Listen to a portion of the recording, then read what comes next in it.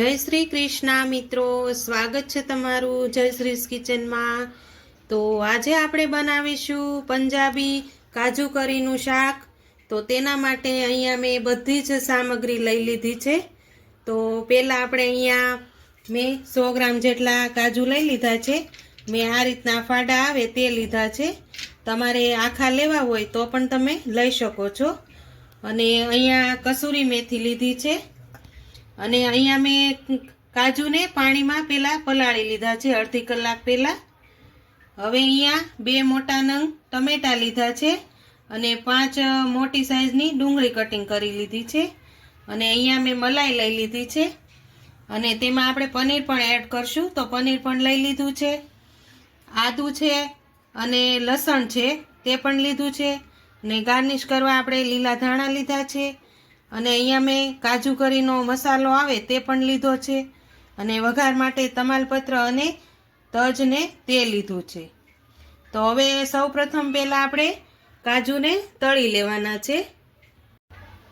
તો અહીંયા મેં એક પેન મૂકી દીધું છે અને ગેસ ચાલુ કરી દીધો છે। હવે તેમાં આપણે 1 ચમચી બટર એડ કરીશું અને 2 ચમચી ઘી એડ કરીશું।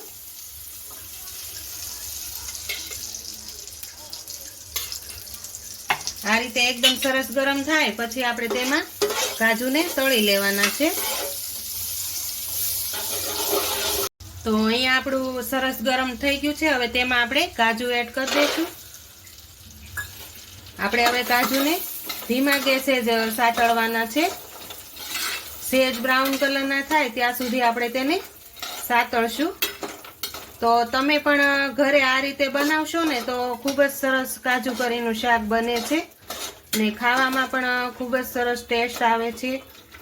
રેસ્ટોરન્ટ કરતાં પણ ખૂબ જ સારું બને છે અને ઘરે સહેલાઈથી બની જાય છે। અહીંયા હું 5 જણાનું બનાવું છું કાજુ કરીનું શાક। તો તેમાં મેં 100 ગ્રામ કાજુ લીધા। તો અહીંયા આપણા બ્રાઉન કલરના થઈ ગયા છે। હવે તેને આપણે બહાર કાઢી લઈશું।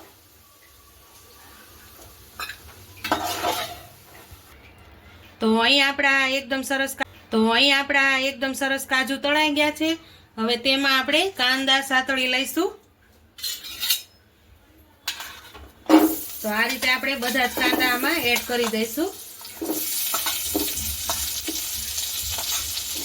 તે પણ આપણે બટર અને ઘીમાં જ સાતળવાના છે। હવે તેમાં આપણે આદુ અને લસણ એડ કરી દઈશું। અહીંયા મેં તજ અને લવિંગ લીધા છે તે પણ એડ કરી દઈશું। હવે તેને સારી રીતે આપણે હલાવી લઈશું।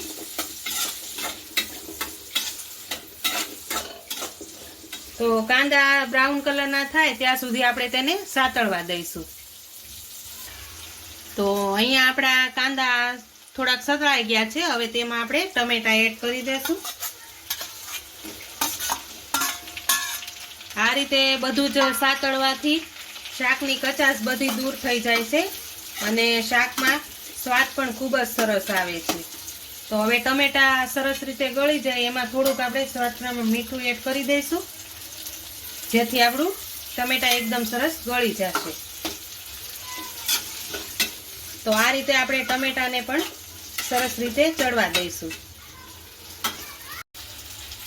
તો અહીંયા આપણે આ કાંદા અને ટમેટા ખૂબ જ સારી રીતે સતળાઈ ગયા છે। હવે આપણે ગેસ બંધ કરી દઈશું। હવે તેને આપણે મિશ્રણને થોડી વાર ઠંડુ થવા દઈશું। તો અહીંયા આપણું મિશ્રણ એકદમ સરસ રીતે ઠંડુ થઈ ગયું છે। હવે તેને આપણે મિક્સર જારમાં પીસી લઈશું। તો અહીંયા મેં મિક્સર જાર લઈ લીધું છે। હવે તેમાં આપણે આ બધું જ કાંદા ટમેટા લસણ બધું લીધું હતું તે આપણે બધું જ આમાં મિક્સરમાં પીસી લઈશું। આ રીતે આપણે બધું જ મિશ્રણ એડ કરી દઈશું। તો અહીંયા મેં બધું જ મિક્સર જારમાં લઈ લીધું છે।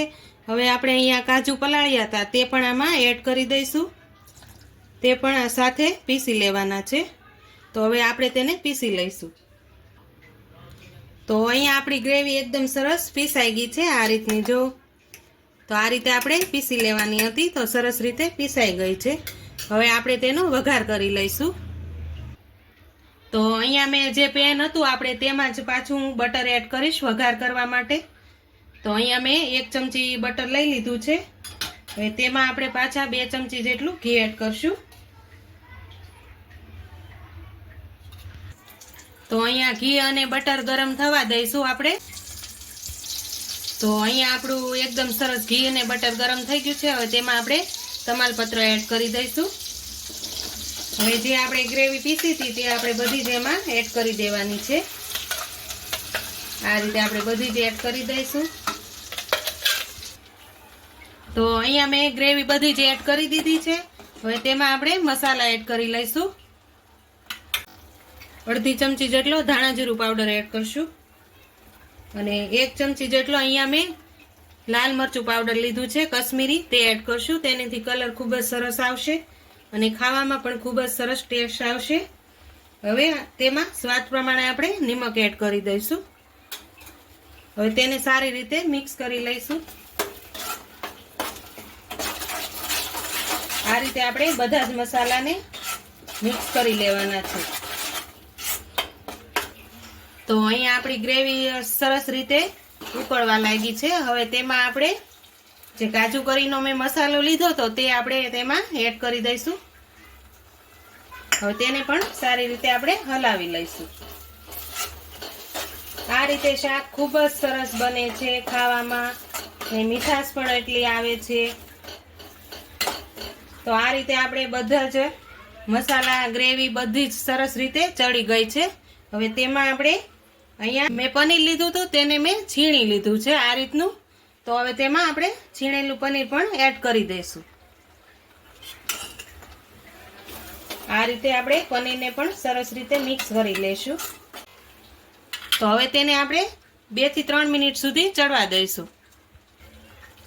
તો અહીંયા આપણી ગ્રેવી થોડી ઘટ લાગે છે. આપણે તેમાં થોડું પાણી એડ કરી દઈશું. જે આપણે આ પીસ્યું હતું ને તેમાં જ થોડું પાણી મેં નાખ્યું છે તે આપણે થોડું એડ કરી દઈશું. આ રીતે થોડું ઘટ હતું એટલે આપણે અડધા ગ્લાસ કરતાં પણ ઓછું પાણી એડ કર્યું છે. તો હવે તેને આપણે 2 થી 3 મિનિટ સુધી હવે ઉકળવા દઈશું. તો અહીંયા આપણી ગ્રેવી એકદમ સરસ ચડી ગઈ છે. હવે તેમાં આપણે કસૂરી મેથી હતી તે પણ થોડી એડ કરી દઈશું. આનીથી ખૂબ જ સરસ સ્વાદ આવે છે. હવે જે મલાઈ હતી તે આપણે મલાઈ પણ એડ કરશું. મલાઈ એડ કરીને સારી રીતે હલાવી લેવાનું છે એકદમ સરસ રીતે. આ રીતે તમારી પાસે મલાઈ ન હોય તો તમે મોળું દહીં પણ એડ કરી શકો છો. પણ તમારે જો મોળું દહીં એડ કરવું હોય તો તમે ગેસ બંધ કરી પછી જ દહીં હલાવી શકો છો. તો પણ ખૂબ જ સરસ સ્વાદ આવી જશે. હવે આપણે જે કાજુ તળ્યા હતા તે પણ બધા જ એડ કરી દઈશું. તો આ રીતે આપણે બધું જ મિક્સ સારી રીતે કરી લઈશું. હવે ઉપરથી આપણે લીલા ધાણા એડ કરશું.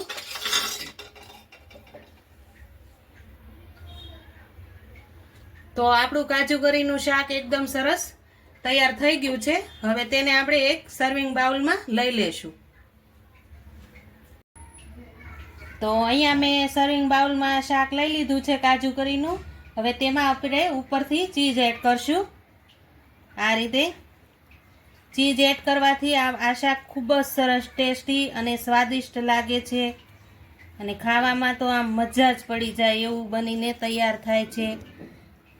તો આ રીતે આપણે ચીઝ એડ કરી દીધું છે અને ઉપરથી આપણે લીલા ધાણા પણ એડ કરીશું. તો તૈયાર છે કાજુ કરીનું પંજાબી શાક. તો જો તમને મારો આ વિડીયો પસંદ આવ્યો હોય તો લાઈક કરજો, વધુમાં વધુ શેર કરજો ને હજુ સુધી સબસ્ક્રાઈબ ન કરી હોય તો પ્લીઝ સબસ્ક્રાઈબ કરી દેજો ને કોમેન્ટ કરીને કહેજો કે તમને પંજાબી કાજુ કરીનું શાક કેવું લાગ્યું.